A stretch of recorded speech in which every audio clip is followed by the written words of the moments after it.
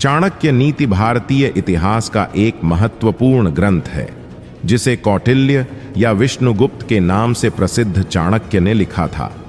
यह ग्रंथ न केवल राजनीति और प्रशासन में मार्गदर्शन करता है, बल्कि जीवन के हर पहलू में सफलता प्राप्त करने के लिए महत्वपूर्ण सलाह भी देता है। इसमें दुश्मन को परास्त करने के लिए अनेक सुझाव दिए गए हैं, जिनका उपयोग व्यक्ति अपने जीवन में करके मुश्किल हालातों का सामना कर सकता है। आइए जानते हैं चाणक्य नीति के कुछ ऐसे प्रमुख बिंदुओं के बारे में जो दुश्मन को हराने में सहायक हो सकते हैं। धैर्य और संयम का महत्व।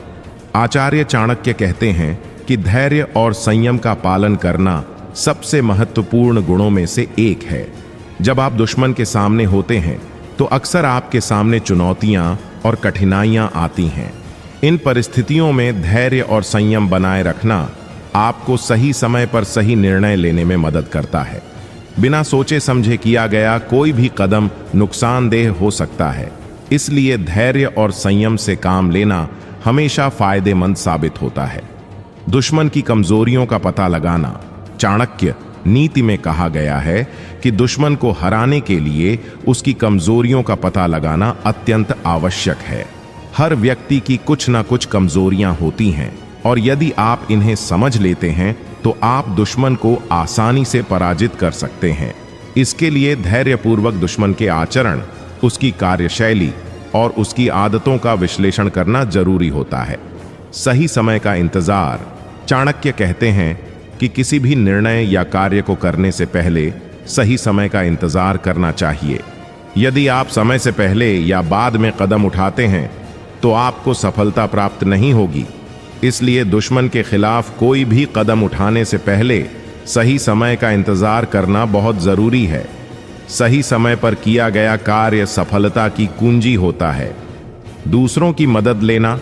चाणक्य नीति में यह स्पष्ट रूप से बताया गया है कि कभी-कभी दूसरों की मदद लेना भी आवश्यक होता है। यदि दुश्मन शक्तिशाली है और आप अकेले उसका सामना नहीं कर सकते, तो किसी विश्वसनीय व्यक्ति या सहयोगी की मदद लेनी चाहिए। इससे न केवल आपकी शक्ति बढ़ेगी, बल्कि दुश्मन को हराने की आपकी संभावनाएं भी बढ़ेंगी। कूटनीति का उपयोग। चाणक्य नीति में कूटनीति को अत्यधिक महत्व दिया गया है। यदि आप सीधे युद्ध में दुश्मन को परास्त नहीं कर सकते, तो कूटनीतिक तरीकों का सहारा लें। कूटनीति के माध्यम से आप दुश्मन को कमजोर कर सकते हैं या उसे आपके पक्ष में कर सकते हैं। चाणक्य के अनुसार बिना रक्तपात के युद्ध जीतना सर्वोत्तम होता है, और यह कूटनीति के द्वारा ही संभव है। साधनों का सही उपयोग। चाणक्य कहते हैं कि आपके पास जो भी साधन या संसाधन उपलब्ध हैं, उनका सही और प्रभावी उपयोग करना चाहिए। चाहे वह धन हो, सेना हो या मानसिक शक्ति हो, इनका सही ढंग से उपयोग ही आपकी जीत सुनिश्चित कर सकता है। साधनों का अपव्यय नहीं करना चाहिए, क्योंकि इससे आपकी स्थिति कमजोर हो सकती है। दुश्मन को भ्रम में रखना। चाणक्य ने यह भी कहा है कि दुश्मन को भ्रम में रखना भी एक महत्वपूर्ण रणनीति है। यदि दुश्मन आपकी योजनाओं और इरादों को समझ जाएगा, तो वह आपको परास्त करने का तरीका खोज सकता है। इसलिए अपनी योजनाओं को गुप्त रखें और दुश्मन को हमेशा भ्रम में रखें कि आप क्या करने जा रहे हैं। अपनी कमजोरियों को छुपाना। चाणक्य नीति के अनुसार अपनी कमजोरियों को छुपाना भी बहुत जरूरी है। यदि दुश्मन आपकी कमजोरियों को जान जाता है, तो वह इसका फायदा उठाकर आपको नुकसान पहुंचा सकता है। इसलिए अपनी कमजोरियों को कभी भी प्रकट ना करें और उन्हें अपने तक ही सीमित रखें। अतिविश्वास से बचना। आचार्य चाणक्य कहते हैं कि किसी पर भी अतिशय विश्वास नहीं करना चाहिए, खासकर जब आप दुश्मन के सामने होते हैं। किसी भी स्थिति में विश्वास करने से पहले अच्छे से सोच विचार करना चाहिए, क्योंकि कभी-कभी यह विश्वास ही आपके लिए हानिकारक साबित हो सकता है। दुश्मन को नजरअंदाज करना। चाणक्य कहते हैं कि कभी-कभी दुश्मन को नजरअंदाज करना भी एक महत्वपूर्ण रणनीति हो सकती है। यदि दुश्मन को आपकी ओर से कोई प्रतिक्रिया नहीं मिलती, तो वह खुद ही कमजोर हो सकता है। इस रणनीति का उपयोग करके आप बिना किसी संघर्ष के ही दुश्मन को हरा सकते हैं। जन्म से लेकर मृत्यु तक मनुष्य को क्या सजा मिलती है? जन्म के बाद बच्चा क्यों रोता है? दोस्तों, जैसा कि हम सभी जानते हैं कि इस मृत्यु लोक अर्थात पृथ्वी लोक पर जीव जंतु लाखों योनियों में वास करते हैं और उसी में से एक मनुष्य योनि भी है जिससे हमारा और आपका चयन हुआ है। मृत्यु के बाद प्राणी को उसके कर्मों के हिसाब से अगला जन्म मिलता है और जब कोई प्राणी अपने पिछले जन्म में अधिक से अधिक सत्कर्म करता है तो उसका जन्म मनुष्य योनि में होता है। परंतु दोस्तों, धर्मशास्त्र की माने तो अन्य सभी योनियों की अपेक्षा जीव को मनुष्य योनि में ही सबसे ज्यादा कष्ट भोगना पड़ता है। आज की इस वीडियो में हम आपको यही बताने जा रहे हैं कि मनुष्य को माता के गर्भ से लेकर मृत्यु तक किस किस तरह के कष्ट भोगने पड़ते हैं, जिसका वर्णन भागवत पुराण में किया गया है। दोस्तों, मां के गर्भ में पल रहे शिशु को 5वें महीने में भूख प्यास लगने लगती है और छठे माह से वह झिल्ली से लिपटकर गर्भ में घूमने लगता है। उस समय माता के द्वारा ग्रहण किए हुए अन्न जल आदि से उसकी भूख मिटने लगती है और यह कमजोर अवस्था में अपने उत्पत्ति स्थान में पड़ा रहता है। वह सुकुमार तो होता ही है। जब वहां के भूखे कीड़े उसके अंगों को खाते हैं तब अत्यंत पीड़ा के कारण वह अचेत हो जाता है। इतना ही नहीं, माता द्वारा खाए हुए कड़वे, तीखे, गर्म, नमकीन, रूखे और खट्टे पदार्थों के स्पर्श से उसके सारे शरीर में पीड़ा होने लगती है। माता के गर्भाशय में वह झिल्ली से लिपटा और हाथों से घिरा रहता है। उसका सिर पेट की ओर, पीठ और गर्दन कुंडलाकार मुड़े रहते हैं। माता के गर्भ में मनुष्य पिंजरे में बंद पक्षी की भांति पराधीन होता है और अंगों को हिलाने डुलाने में भी असमर्थ रहता है। इस अवस्था में उसे दिव्य शक्ति के द्वारा स्मरण शक्ति प्राप्त होती है, जिसके बाद उसे अपने पिछले जन्मों के कर्म याद आ जाते हैं। फिर वह बेचैन हो जाता है और उसका दम घुटने लगता है। फिर 7वां महीना आरंभ होने पर उसमें ज्ञान शक्ति भी उत्पन्न हो जाती है, जिससे वह एक स्थान पर नहीं रहना चाहता। तब स्थूल शरीर में बंधा हुआ वह जीव अत्यंत भयभीत होकर दिव्य शक्ति से कृपा याचना करता है। हाथ जोड़कर उस प्रभु की स्तुति करता है जिसने उसे माता के गर्भ में डाला है। माता के गर्भ में उपस्थित जीव प्रभु से यही प्रार्थना करता है कि हे प्रभु, माना मैं बड़ा अधर्मी हूं, माना मैं बड़ा पापी हूं और आपने जो यह गति दिखाई है वह मेरे ही योग्य है। शरीर से रहित होने पर भी पंच भौतिक शरीर से संबंधित होकर मैं अहंकार रूपी शरीर का अनुभव करता हूं। इसके बाद भागवत पुराण में बताया गया है कि जीव गर्भ के भीतर मल मूत्र से भरे स्थान में गिरा हुआ रहता है। उसके पाचन रस की ऊष्मा से गर्भ में मौजूद जीव का शरीर अत्यंत संतप्त होता रहता है। इन कष्टों के बारे में सोचते हुए वह भगवान से प्रार्थना करता है कि उसे इस कष्ट से जितनी जल्दी हो सके मुक्त किया जाए। 9वें 10वें महीने में जब मनुष्य अपनी माता के गर्भ से इस मृत्यु लोक में आता है तो उसकी सारी स्मृति नष्ट हो जाती है। वह विपरीत गति को प्राप्त होकर बार बार जोर जोर से रोने लगता है। वह ऐसा तकलीफ में रहता है या कोई और कारण भी है जिसे हम समझ नहीं पाते। क्या आपने भी कभी सोचा है कि आखिर बच्चा जन्म लेने के तुरंत बाद रोता क्यों है? इसके पीछे का सटीक कारण क्या है? जिस क्षण बच्चा मां के गर्भ से बाहर आता है उसके आसपास का परिवेश बदल जाता है। अब शिशु को जीवित रहने के लिए श्वास की जरूरत होती है। शिशु के फेफड़े पहली बार कार्य करना शुरू करते हैं, लेकिन फेफड़ों में तरल पदार्थ पहले से भरा होता है, जिसे बाहर निकालना बच्चे के स्वास्थ्य के लिए बहुत जरूरी होता है। इसी कारण डॉक्टर बच्चे की डिलीवरी होते ही गर्भनाल को काट देते हैं और बच्चे को उल्टा करके उसके मुंह से इस तरल पदार्थ को बाहर निकालते हैं। ऐसी अवस्था में बच्चा पहली बार सांस लेता है, बार रोता है।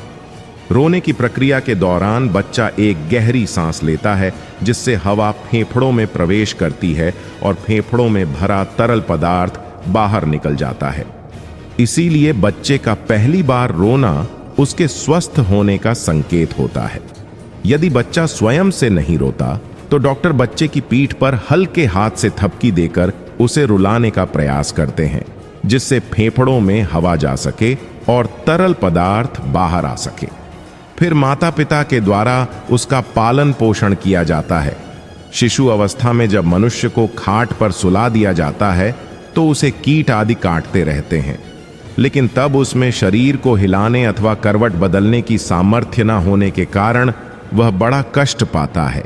उसकी त्वचा बहुत कोमल होती है, इसलिए वह कष्ट सहते हुए भी कुछ नहीं कर पाता।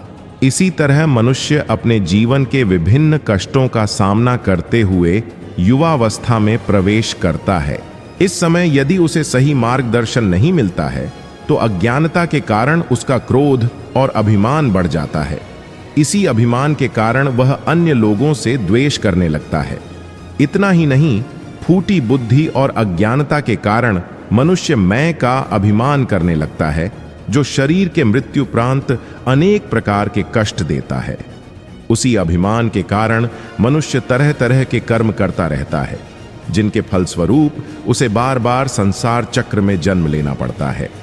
जो पुरुष मोक्ष की कामना करता है या जिसे भगवान की सेवा से आत्मज्ञान हो गया हो, वह काम वासना में ना पड़े, क्योंकि उनके लिए यह नरक का खुला द्वार बताया गया है। मनुष्य यदि किसी जीव की हत्या केवल अपने सुखों के लिए करता है तो उसे अगले जन्म में उसी जीव की योनि में जन्म लेकर कष्ट भोगना पड़ता है। फिर जब मनुष्य की उम्र बढ़ने लगती है, अर्थात जब वह अपने जीवन के अंतिम पड़ाव में प्रवेश करता है, तो उसे इस जन्म में किए गए कर्मों के अनुसार मृत्यु के समय शारीरिक और मानसिक पीड़ा सहनी पड़ती है।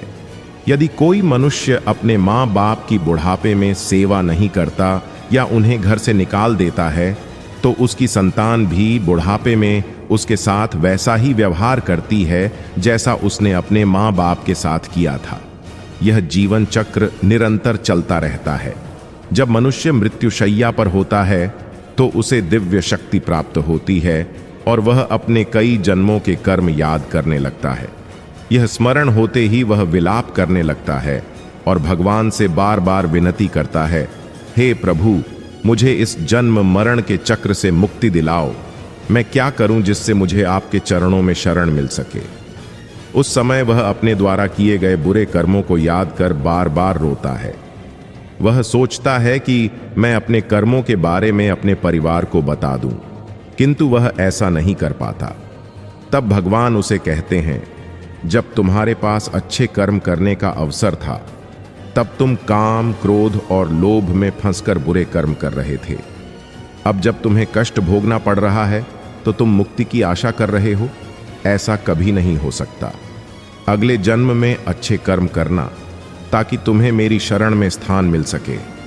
इसके बाद यमदूत उसके शरीर से आत्मा को निकाल कर ले जाते हैं और जो बचता है वह स्थूल शरीर रह जाता है।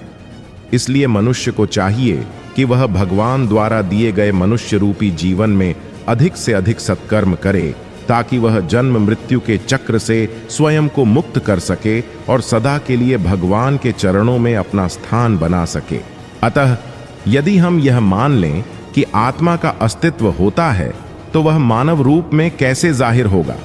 मित्रों, इन सभी को संकलित कर एक प्रश्न का निर्माण होता है कि मानव शरीर में आत्मा या प्राण शक्ति कैसे प्रवेश करती है। इस प्रश्न का उत्तर हमें पुराणों में से एक गरुड़ महापुराण में मिल जाएगा।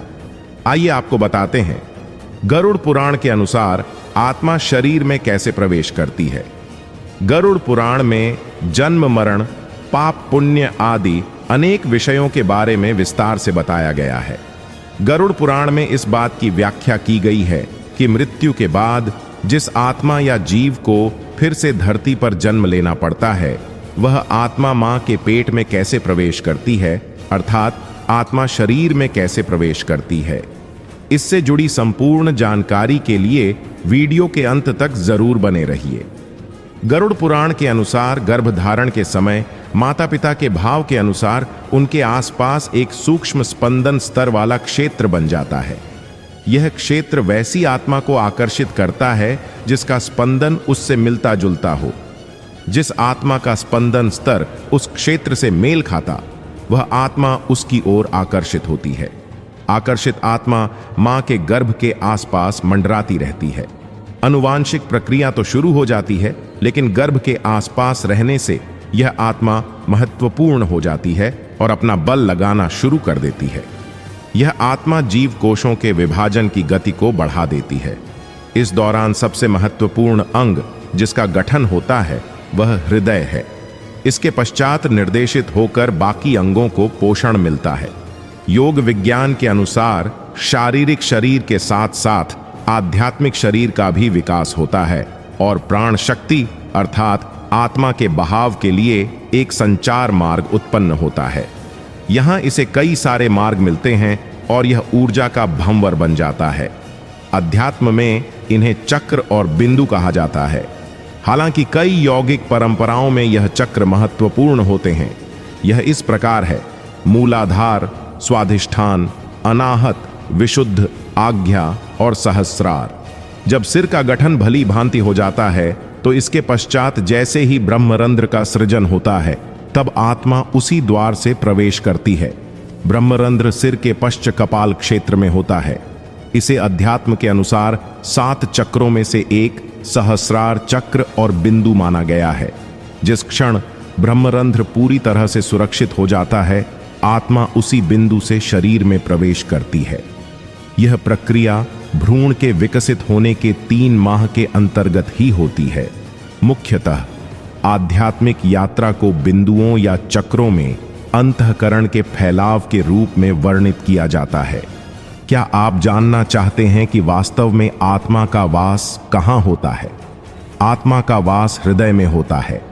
यही वह स्थान है जहां आत्मा हृदय के माध्यम से हमारे तंत्र के सभी चक्रों और साथ ही सभी आयामों तक पहुंचती है, जिनका हम अनुभव नहीं कर पाते। हमें बहुत से सूक्ष्म अभ्यास को तय करना होता है। जब यह यात्रा शुरू होती है तो इसका अर्थ होता है कि आत्मा की ऊर्जा ऊपर की ओर चलने लगी है। वहीं से ऊर्जा बिना रुके सारे चक्रों तक पहुंचती है। यदि आपके घर में कोई नवजात शिशु है तो आप देखेंगे कि उसके सिर का एक विशेष हिस्सा पूर्ण रूप से विकसित नहीं हुआ होता। आपने शायद ध्यान दिया हो कि बच्चे को उस हिस्से को बचाना पड़ता है क्योंकि वह भाग पूरी तरह विकसित नहीं होता। यह वह स्थान होता है जहां तक ब्रह्मरंध्र नहीं बना होता। जब तक बच्चा एक निश्चित उम्र तक नहीं पहुंच जाता तब तक वह भाग खुला रहता है।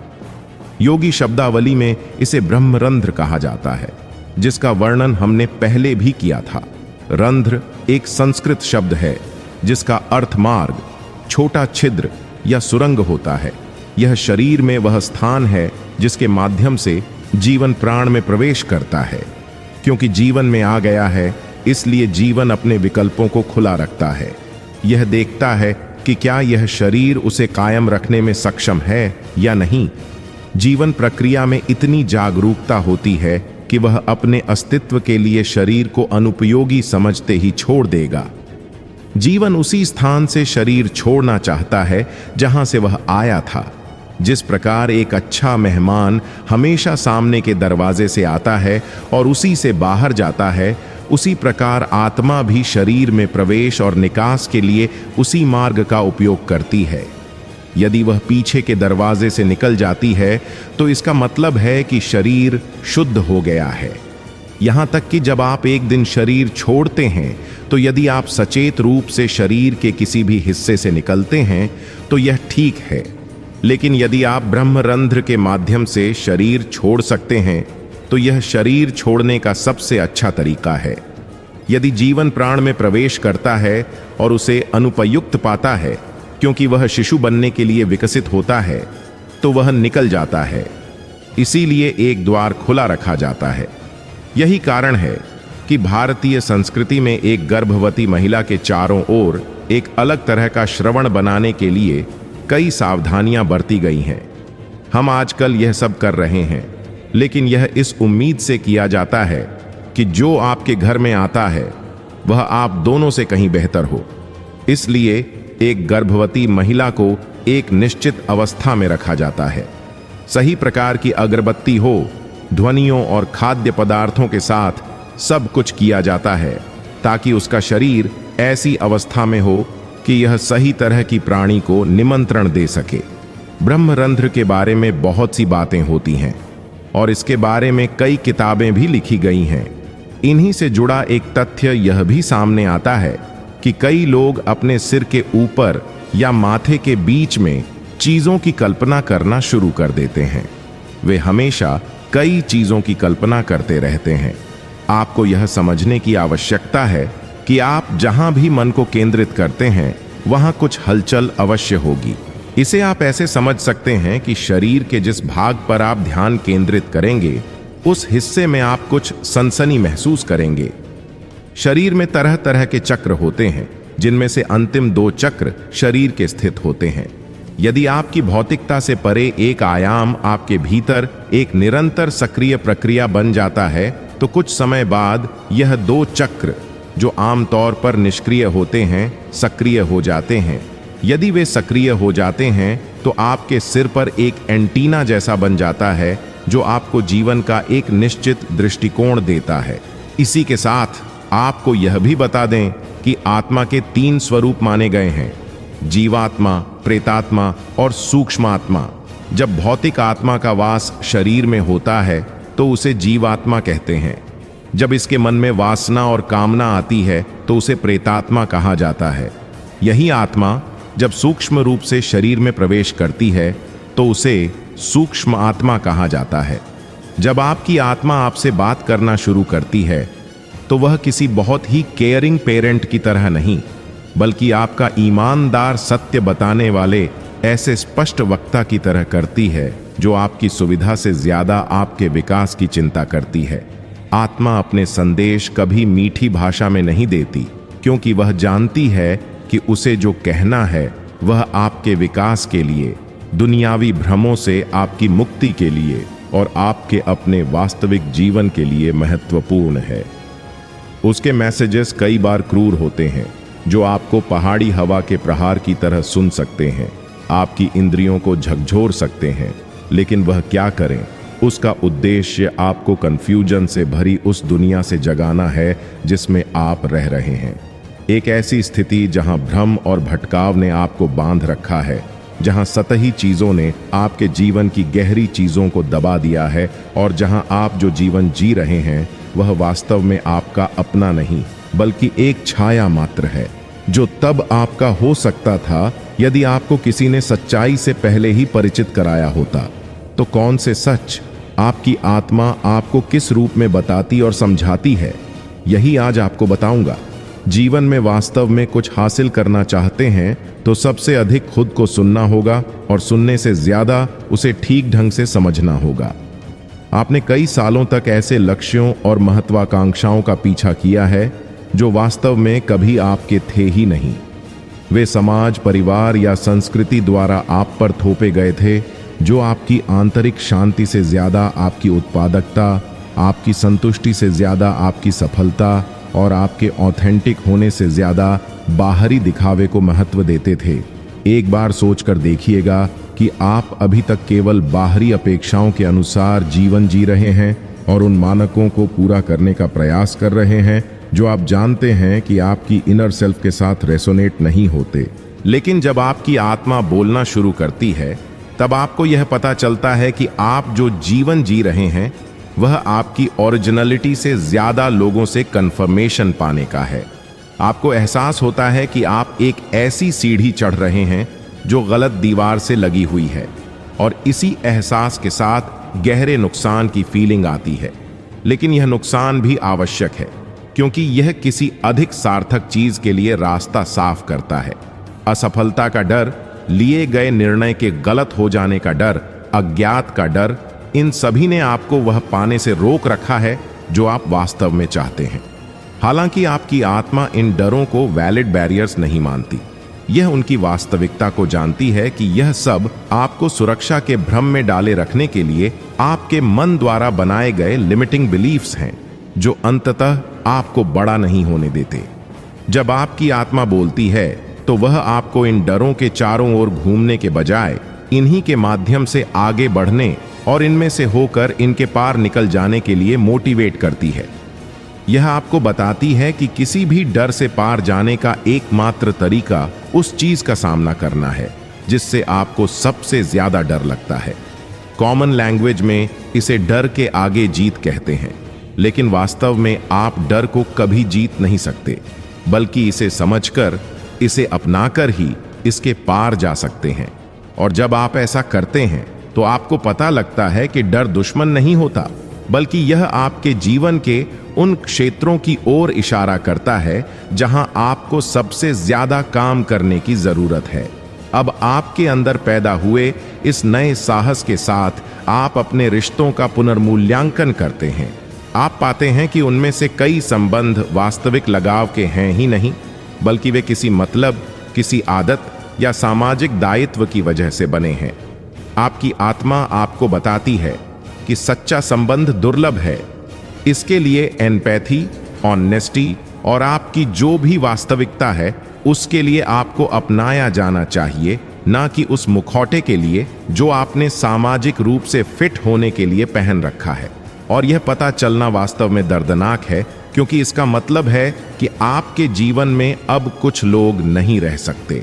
वे एक ऐसी पुरानी कहानी का हिस्सा थे जिससे अब आप बाहर निकल रहे हैं।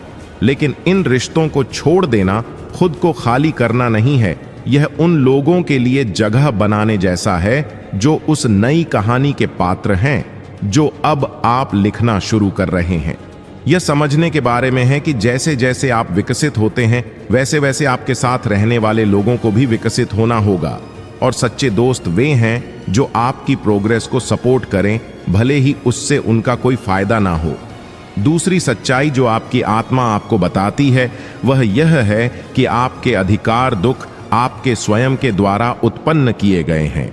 आत्मा यह बताने से जरा भी नहीं कतराती कि आप खुद के अयोग्य, अप्रिय या असंतुष्ट होने के बारे में जो कारण खुद को समझाते हैं, वही आपको दर्द के चक्र में फंसाए रखते हैं। इन कारणों में कोई दम नहीं है, बल्कि यह महज आपके लिमिटिंग बिलीफ्स हैं जिन्हें आपने स्वीकार कर लिया है, और अब यह अक्सर अनजाने में आपकी वास्तविकता को आकार देते चले आ रहे हैं। लेकिन आपकी आत्मा अपने विवेक से जानती है कि आपके पास इन विश्वासों को बदलने की शक्ति है। यह आपको खुद को एक नई स्टोरी सुनाकर उन सारे पुराने बिलीफ्स को बदलने के लिए मोटिवेट करती है, जो आपको सिर्फ दूसरों को देखकर, उनसे इंस्पायर होकर एक बार फिर उसी स्थिति में पड़े रह जाने के लिए बाध्य करते हैं।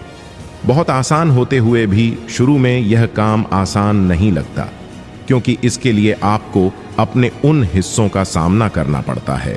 सहारे अब तक आप अपनी जिंदगी गुजारते आए हैं, भले ही आप पूरी तरह से असंतुष्ट हैं, तब भी आपको अपने भीतर की उन छायाओं पर रोशनी डालनी होती है जिन्होंने आपके कार्यों और निर्णयों को नियंत्रित कर रखा है। जैसे ही आप इन बातों को समझना शुरू करते हैं, आप पाते हैं कि आप वास्तव में आज जो व्यक्ति हैं वह केवल अतीत के प्रत्येक क्षण में आपके द्वारा लिए गए निर्णय या उस समय उपलब्ध विकल्पों में से आपके द्वारा चुने गए विकल्प का परिणाम है। जैसे ही आप इस आंतरिक यात्रा को आगे बढ़ाते हैं, एक और सत्य स्पष्ट होता है कि जीवन कुछ ऐसा नहीं है जो आपके साथ घटित हो रहा है, बल्कि यह कुछ ऐसा है जिसे आप निरंतर बनाते हैं। और यह एहसास सशक्त बनाने वाला और भयावह दोनों है, क्योंकि इसका अर्थ है अपने जीवन में आने वाले हर अच्छे और बुरे, खुशी और दुख की पूरी जिम्मेदारी लेना। आपकी आत्मा आपको स्पष्ट दिखाती है कि आपके हर विचार, हर निर्णय और हर चुनाव ने उस जीवन में योगदान दिया है जिसे आप अभी जी रहे हैं। और यदि आप अपना जीवन या अपनी परिस्थितियां बदलना चाहते हैं, तो आपको खुद को बदलने से शुरुआत करनी ही होगी। यह परफेक्शन नहीं, बल्कि ऑथेंटिसिटी अचीव करने के लिए प्रयास करने के बारे में है।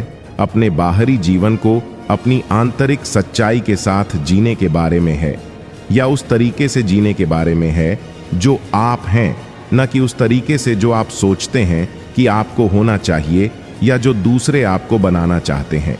ये रास्ता भी चुनौतियों से खाली नहीं है। जैसे जैसे आप भ्रम की परतों को हटाते हैं, आपको लगता है कि आप दूसरों के सामने एक्सपोज हो रहे हैं, जो आप में असुरक्षा और भविष्य का भय पैदा करते हैं। आप खुद से सवाल कर सकते हैं कि क्या यह आप अपने लिए ही कर रहे हैं? क्या आपका यह निर्णय सही है? लेकिन आपकी आत्मा आपको आश्वस्त करती है कि अनिश्चितता जीवन यात्रा का एक स्वाभाविक और अवश्यंभावी हिस्सा है। यह आपको याद दिलाती है कि कोई भी नया डेवलपमेंट शुरू में असहज लगता है, क्योंकि इसका भविष्य अज्ञात होता है, जहां आगे के लिए कोई गारंटी नहीं होती, कोई स्पष्ट दिशा नहीं होती और पहले से कोई आसान उत्तर नहीं दिया जा सकता है।